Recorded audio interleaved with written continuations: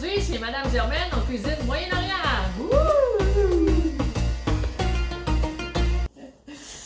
Hey, hey! Salut tout le monde! Alors, je suis vraiment contente aujourd'hui de vous présenter le premier vidéo à Germaine. Alors, le premier vidéo, ça commence maintenant. Madame Germaine, en fait, a sa filiale en Jordanie, si tu es là. Et mon partner sur place m'a envoyé une photo la semaine passée, parce que c'est Ramadan, puis là, il m'envoie un peu qu'est-ce qu'il mange, puis là, il me dit « Hey, regarde, j'ai utilisé ton sirop d'érable pour aller avec des katayef. »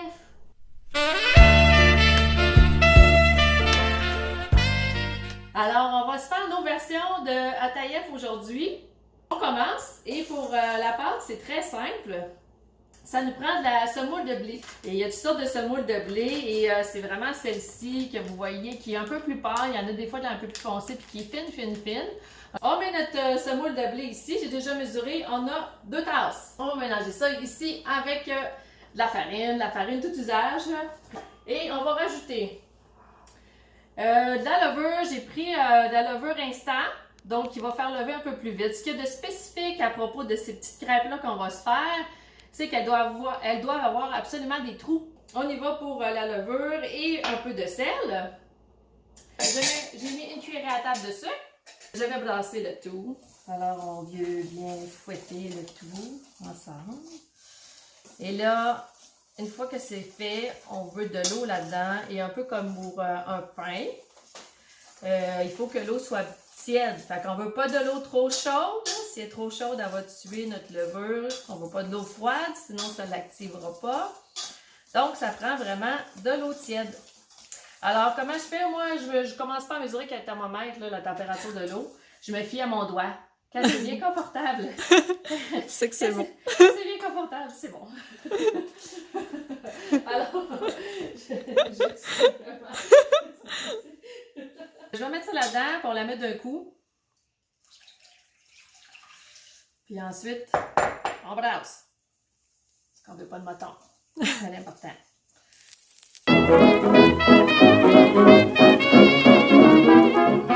Un élément qu'on va mettre dans notre pâte, c'est la fameuse eau de fleur d'oranger, qui se sent divinement bonne. On va mettre juste un petit peu.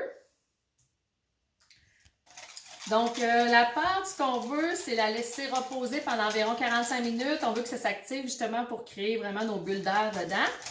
Et on va la mettre comme je ferais pour un pain, dans un endroit chaud et humide. Alors, moi, dans ce temps-là, je la mets soit dans le micro-ondes ou dans le four avec la lumière allumée. Fait que choisissez celui que vous aimez le plus.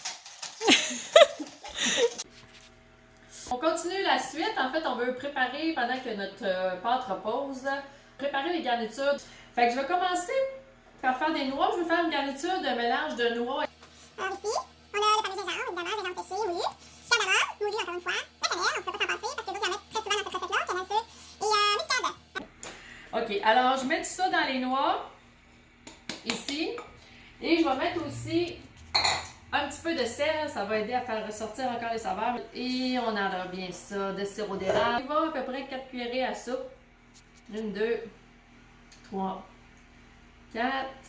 Et je vais tout simplement mélanger le tout. Et ensuite, j'envoie ça au four pendant 15 minutes à 350. Et je vais mélanger les noix à chaque 5 minutes. Et là, j'ai mélangé comme noix des pacanes. Et, voyons, j'ai juste un mot en anglais, walnut, des noix de Grenoble. Noix de Grenoble, ouais.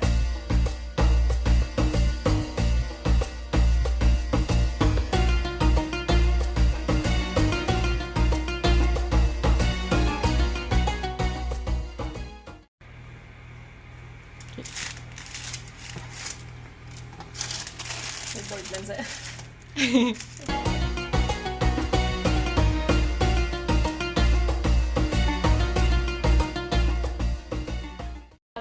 Faire la crème de lait. Donc, super simple, encore une fois. Pour cette garniture-là, ça nous prend du lait. C'est une crème de lait. Du lait et fécule de maïs parce qu'on va vouloir l'épaissir. OK? Donc, évidemment, pour aider la fécule à ne pas faire de petits grumeaux, j'avais déjà mélangé un peu avec le lait.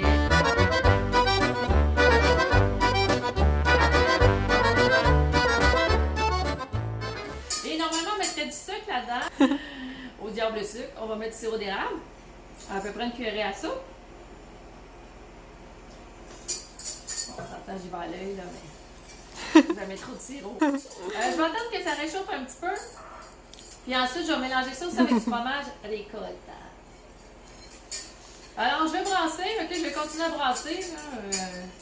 Je vais vous revenir quand ça va commencer à épaissir. Ah non, attendez, je vais mettre mon petit froment. Oui. Hey, on a le temps de danser. Vas-y donc.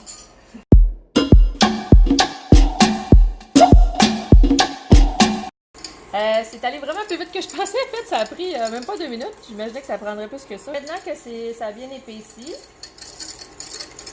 on va tout simplement rajouter du beurre fondu. J'ai 3 cuillères à soupe de beurre fondu. On met ça là-dedans. Youhou! Sauce est prête.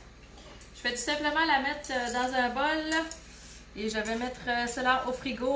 Donc, pendant qu'on a préparé nos garnitures, notre mélange, notre pâte à crêpes, en quelque sorte, est en train de lever. En fait, la dernière étape qu'il faut faire, qui est très importante, mais qu'on a fait seulement à la fin, c'est qu'on va rajouter du bicarbonate de soude là-dedans. Mais pour l'aider un petit peu, là, pour pas que ça fasse de grumeaux, un peu comme pour la fécule de maïs, on va mettre un petit peu d'eau. Donc, on va mélanger avec un petit peu d'eau, simplement.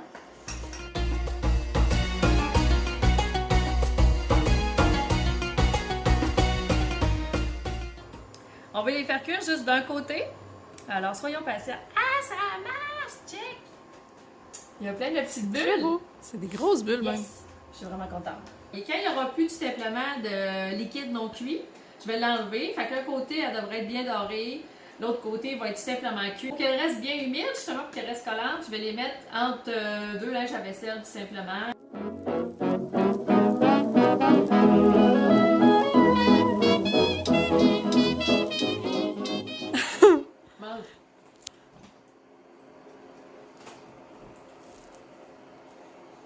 Hum. Ouais, c'est bon. Regardez, notre crème de lait, c'est comme justement épais à souhait. C'est vraiment ce qu'on voulait comme texture. Donc, il y en a qui vont faire ça comme ça, puis ceux-là, on les frira pas, mais il y en a que je vais frire. Et ceux que je vais frire, je vais les farcir de 2 mélanges. Premièrement, j'ai fait un mélange de mozzarella ricotta. Et ensuite, il y en a que je veux prendre un mélange des noix. Donc, je mets un peu de fromage au centre. J'ai mis à peu près une cuillère à soupe, mais une bonne cuillère à soupe comble. Et je referme. Je referme en pinçant bien comme il faut chaque côté pour que vraiment ça colle. Ok, comme hey, ça ici. C'est beau.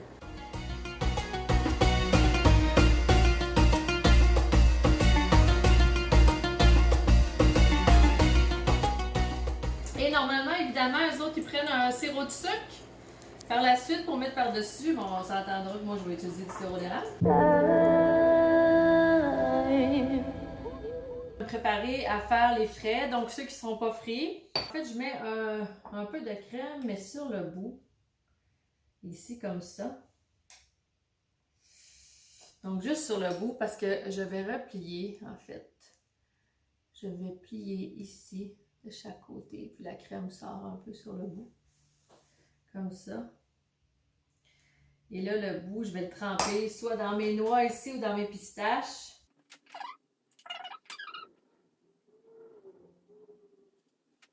Chin. Chin.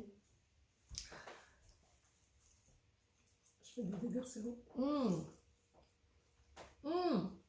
C'est bon, hein? Bien, là aussi, c'est débile. Oh. Je suis malade.